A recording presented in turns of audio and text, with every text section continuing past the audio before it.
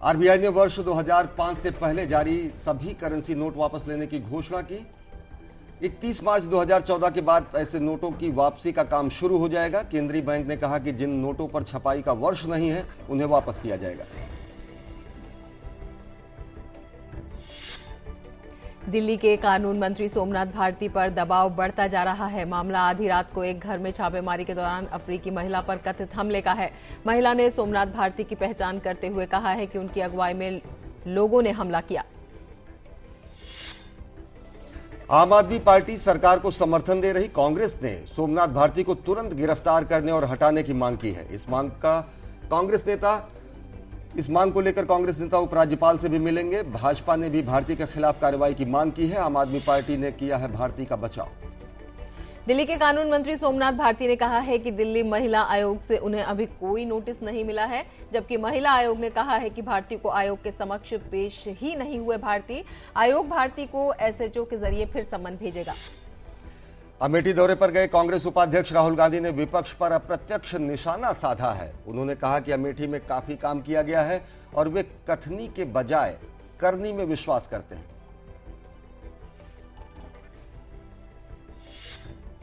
दिल्ली के मुख्यमंत्री अरविंद केजरीवाल पर हमला बोलते हुए केंद्रीय वित्त मंत्री पी चिदम्बरम ने कहा है कि अगर आम आदमी पार्टी सरकार चलाना नहीं जानती तो उसे सत्ता छोड़ देनी चाहिए।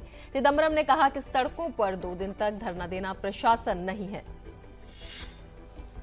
अपने बेतुके बयानों के लिए आम आदमी पार्टी नेता कुमार विश्वास इस बार केरल की नर्सों के निशाने पर हैं। कुछ साल पहले की गई अपनी टिप्पणी पर कुमार विश्वास ने फिलहाल माफी मांग ली है। केरल के मुख्यमंत्री ओमन चांडी ने भी इस बयान पर माफी मांगने की मांग की थी।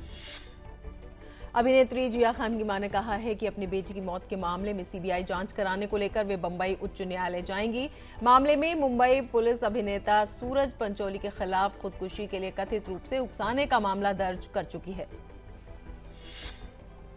रसोई गैस के उपभोक्ता अब अपना आपूर्तिकर्ता बदल सकेंगे। पेट्रोलियम मंत्री एम वीरप्पा मोइली ने कल मोबाइल पोर्टेबिलिटी के तहत एलपीजी उपभोक्ताओं के लिए पोर्टेबिलिटी की अनुमति दे दी। ये सुविधा 480 जिलों में उपलब्ध होगी। गणतंत्र दिवस परेड के लिए आज फुल ड्रेस रिहर्सल होगी। ये परेड सुबह लगभग 9:50 पर विजय चौक से शुरू होगी और लाल किले पर जाकर खत्म होगी। रिहर्सल के मद्देनजर ट्रैफिक रूट्स बाधित रहेंगे। वित्त मंत्री पी चिदम्बरम ने दावोस में भारत की बेहतर आर्थिक स्थिति का खाका पेश किया। चिदम्बरम ने चालू वित्त वर्ष में 5% वृद्धि की उम्मीद जताई। वहीं सेंसेक्स कल 2014 में अब तक के सबसे उच्चतम स्तर पर पहुंचा। दिल्ली की बिजली वितरण कंपनियों ने उनके खातों की सीएजी ऑडिट कराने के दिल्ली सरकार के आदेश को हाई कोर्ट में चुनौती दी है। कंपनियों की दलील है कि सीएजी को निजी क्षेत्र की कंपनियों के खातों के ऑडिट का अधिकार नहीं है। विदेश मंत्री सलमान खुर्शीद ने कल अमेरिकी विदेश मंत्री जॉन कैरी से मुलाकात की। भारतीय राजनयिक देवयानी खोब्रागडे की गिरफ्तारी से दोनों देशों के बीच पैदा विवाद के बाद दोनों नेताओं की यह पहली मुलाकात है। खुर्शीद ने खोब्रागडे प्रकरण को लेकर भारत की चिंताओं को भी सामने रखा। सीरिया संकट का समाधान निकालने के इरादे से हो रही शांति वार्ता में राष्ट्रपति बशर अल असद के भविष्य को लेकर गतिरोध पैदा हो गया है।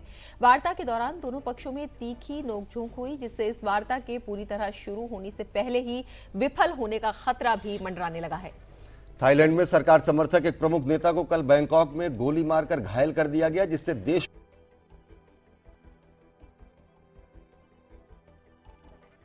यांगलिक शिनवात्रा के खिलाफ प्रदर्शन तेज हो गए हैं। यूक्रेन की राजधानी कीव में ताजा हिंसा में 3 प्रदर्शनकारी मारे गए हैं। देश में सरकार के ताजा निर्देशों के विरोध में व्यापक प्रदर्शन हो रहे हैं। इस बीच राष्ट्रपति विक्टर यानुकोविच संकट के हल के लिए 3 मुख्य विपक्षी नेताओं से मुलाकात के लिए तैयार हो गए हैं।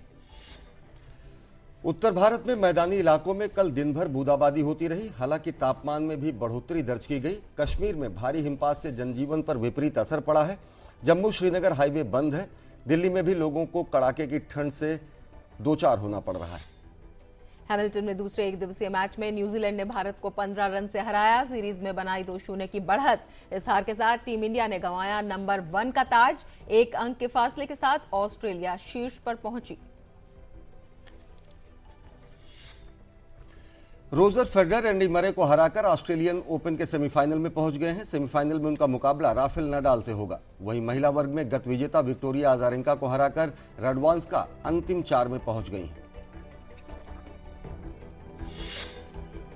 आज नेताजी सुभाष चंद्र बोस की जयंती है। आजाद हिंद फौज के संस्थापक नेताजी ने देश को तुम मुझे खून दो, मैं तुम्हें आजादी दूंगा का नारा दिया था।